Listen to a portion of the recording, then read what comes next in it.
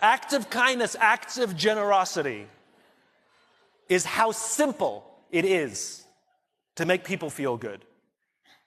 I was walking down the streets of New York City, and a guy walking in front of me, his backpack opened and a bunch of paper fell out on the street. I didn't think much of it. I bent down, I gathered up the papers, handed them back to him, and pointed out that his bag had opened. Now, in our bodies, there's a chemical called oxytocin.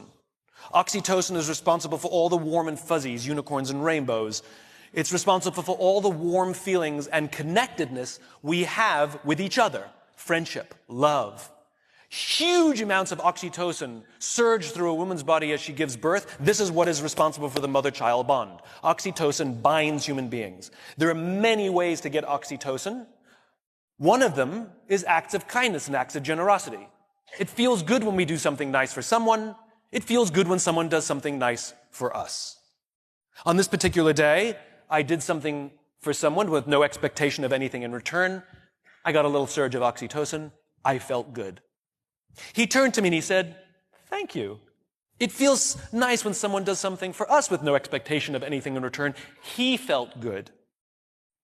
I walked to the end of the street. I'm waiting to cross the street. And a total stranger who happened to be standing next to me said, "I saw what you did back there. That was really cool." As it turns out, witnessing an act of generosity releases oxytocin, and he felt good. And the best part about oxytocin is the more oxytocin we have in our bodies, the more generous we become. It is Mother Nature's way of trying desperately to get us to look after each other. I can guarantee you that that man who witnessed what I did something nice for somebody that day simply because he saw someone do something nice for somebody that day. So what if we commit to do something nice for someone with no expectation of anything in return? Imagine what happens at work. Imagine what happens at home. Imagine what happens with our friends. But it must be genuine.